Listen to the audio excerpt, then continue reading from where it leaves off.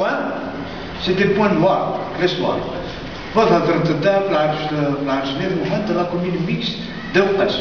Et Romain, l'espionnage, j'ai écrit libre sur l'histoire, c'est 1930, de 1930, même j'ai écrit les archives. L'étude, je suis venu un colonel, là, avec la région, il y a un livre, il tente d'après dire, je l'ai dit, il tente d'aller la passion passe.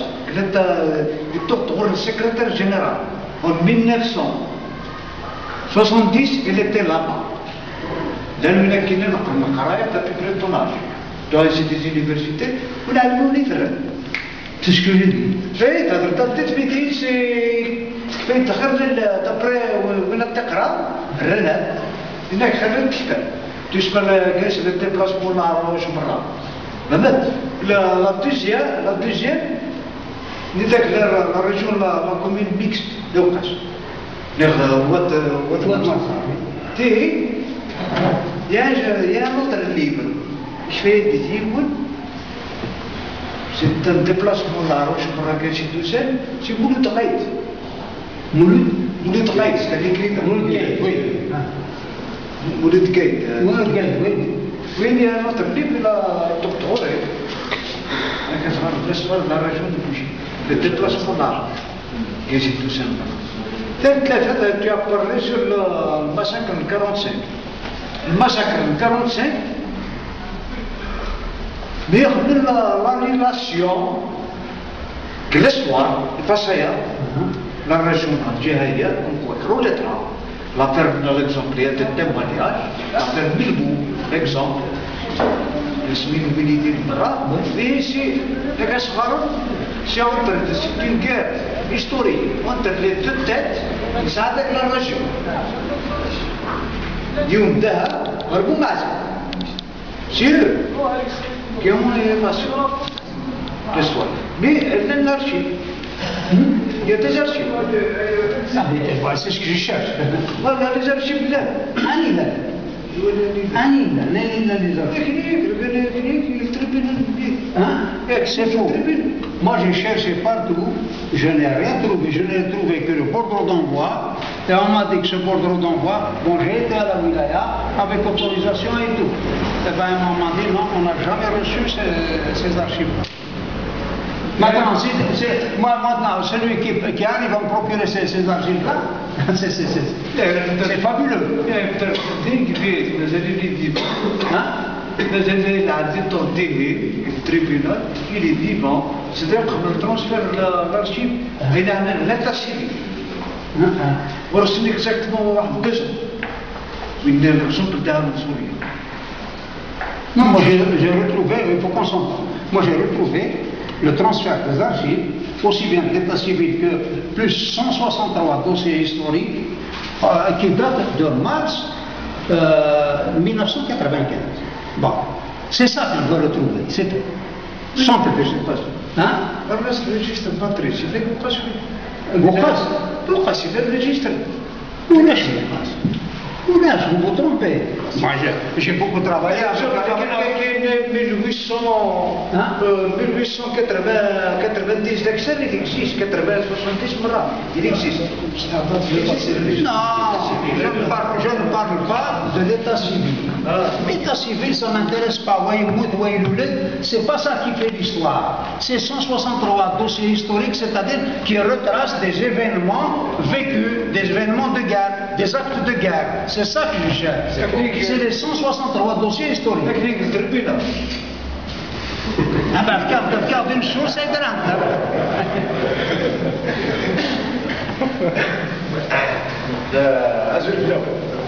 ان كان معمر راك c'est quand parce que l'histoire bon كده بزاف pour ceux qui ne connaissent pas كان donc ça ضروري ندير بكير mais هذه شويه non ديرها essentiel parce que je confirme quelque chose par rapport à ce qu'il vient de dire à la disparition des archives concernant toutes les têtes pensantes, tous les anciens guerriers de l'époque, y compris je dire. Car Donc on n'en trouve rien, et malheureusement il est le cas de le dire que le régime et le système exactement pour un petit peu désorienter les uns et les autres, ne pas pouvoir trouver, donc il y a ce qui a volontairement disparu, pour ne pas dire brûlé. Car par rapport à notre histoire, particulièrement la Kabylie. Donc la Kabylie, qui dit la Kabylie,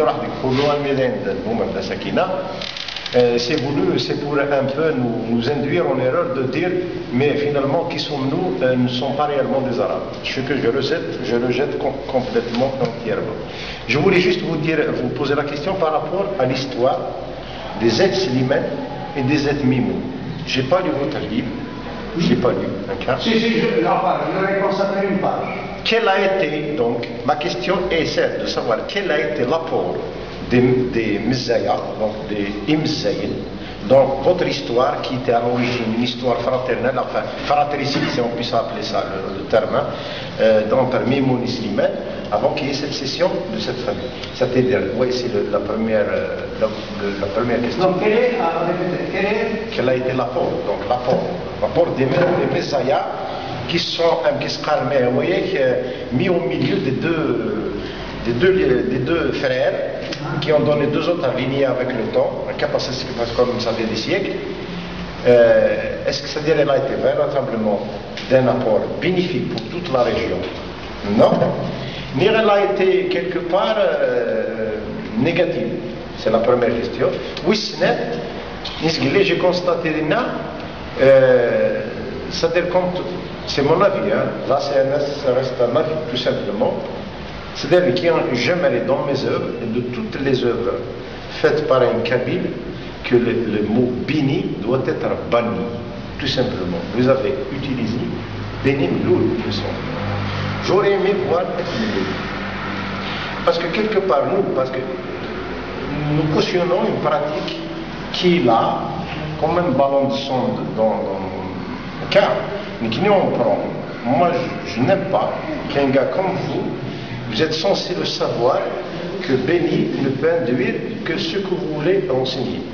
Mot béni. Ben flani. J'aurais des nids être flani, qui me qualifient, mais c'est flani. Car, nous قرأت آية سليمان, آية بيمون, آية خلاف. Voilà, les deux questions, c'est-à-dire, est-ce que le mot béni est utilisé volontairement par rapport à votre livre, ou alors il est là parce qu'il s'est imposé que vous ne pouvez pas le balayer en le remplaçant par aide. C'est très important, c'est tout ce que j'ai à dire. Mais le secrétaire bon, non, autant mon complément. Merci. Bon, pour la première question, oui. Si j'ai bien compris, donc l'apport de Slimane. ouais, bon. Oui. Alors, dans mon livre, je raconte, c'est anecdotique. Oui. Je raconte des anecdotes qui ont été réellement vécues. Par exemple, en 1949, 1865 particulièrement. Parce que la vérité, il faut la dire, même si en 1865, c'est-à-dire on avait voulu empêcher l'ouverture de la piste qui vient d'ici, hein, pour que Béjaïa qui relie Béjaïa Séti. Et en 1865, il y avait une guerre entre El Slimane d'une part, qui ont résisté et ne voulaient pas la progression de la colonisation française, et la France. Voilà. Bon, El Slimane s'était lié à l'époque avec d'autres tribus, notamment Ismaël, etc. Bon. Ismaël, etc. Bon, ils s'étaient ligués et bon, il y a eu une bataille où on avait perdu plus de 300 hommes à Oued el-Juma. Bon. Et à cette époque-là, une partie des Ekbimoun étaient des alliés de la France. Étaient des alliés, bon, c'est signalé par des auteurs de l'époque, etc. Une partie est venue avec nous, bon, elle a combattu, une autre partie, bon, c'était des alliés et tout, et je signale dans mon livre que justement, cette manière de se lier à l'ennemi a été très préjudiciable parce que l'ennemi tout seul n'auraient pas pu pénétrer chez nous, parce qu'on est favorisé par la géographie déjà, on est inaccessible, et il n'y a que les gens d'ici, des autochtones, qui connaissaient les routes, qui connaissaient le terrain, et qui pouvaient, donc, qui ont aidé significativement l'ennemi à gagner la bataille et la guerre. Voilà. Voilà pour ça. Bon, dans toute révolution, il y a toujours, il y a des traîtres, il y a des héros, il y a des... Bon, c'est comme ça c'est l'histoire, on s'en fiche. Bon. L'apport Imzaïn. Bon, Imzaïn, je n'ai pas eu de gens à me raconter des anecdotes comme ça. Parce que c'est beaucoup plus de témoignages que de l'histoire, que des archives. Les archives sont courtes. Bon. Mais... Je reprends ma liste. Je termine en vous répondant. Alors, Imzaïn, comme les Ourabas par exemple, aussi étaient des alliés, ça c'est connu. Laurent Charles Ferraud en parle. Bon, c'était des alliés de la France à l'époque. Ils ont choisi leur camp, c'est le problème. Bon. Mais ça, c'est l'histoire. Mais parmi les Imzaïn d'ailleurs, ils ont des origines différentes. Par exemple, parmi Imzaïn, il y a des êtres Amrouali qui sont des Slimane en vérité. On a le même ancêtre commun. Et d'ailleurs, la preuve, c'est que on avait une guerre, parce que la vie était rude, etc., on se battait pour rien. On a fait particulièrement deux guerres, enfin les Slimane, deux guerres fratricides, si j'ose dire. Il y avait la guerre contre Aït-Bimoun, justement, à cause de l'énergie hydraulique, moulin. Voilà. C'est ça. Voilà. Alors, il y avait ce différent-là, et le différent, c'est justement, Aït-Bimoun était fautif. Pourquoi? Parce que la réalité, c'est qu'à Tarzut, sur le Oued Juma, les Slimane avaient un moulin depuis la nuit des temps. Ils avaient un moulin là-bas, ils faisaient fonctionner avec l'eau de l'Oued Juma. Et eux, qu'est-ce qu'ils sont venus? En 1943, c'est presque récent. Ils sont venus juste en face à implanter un autre moulin, en face. Il n'était pas possible de diviser le flux hydrique parce que le cours était presque à sec, surtout en été. Et donc, il fallait... Et voilà. Et puis, bon, l'armée française est venue, il a détruit les deux moulins, etc. Bon, ce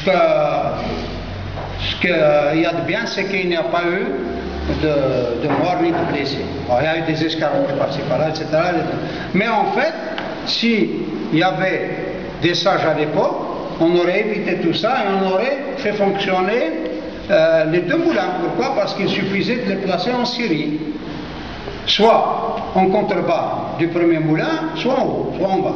Et ainsi, les deux moulins auront le même débit d'eau et ils vont fonctionner normalement. Bon, ça c'était... Et pendant cette guerre, justement, les États Amrouali, parce qu'on a les mêmes ancêtres, étaient venus et ont choisi le camp des Slimane. Parce qu'ils appartenaient à l'appartenance ethnique. Voilà. C'est de la même façon, en 1932, il y avait une guerre, la guerre du 10. Le 10, Idriss. On s'est battu avec Ivar Bachar, comme ça. Pourquoi? Parce que le 10, c'était, ça n'a l'air de rien maintenant, Idriss, ça. Mais à l'époque, c'était le pétrole de la région. Pourquoi? Parce qu'il avait au moins 5 à 6 applications. Alors, on s'en servait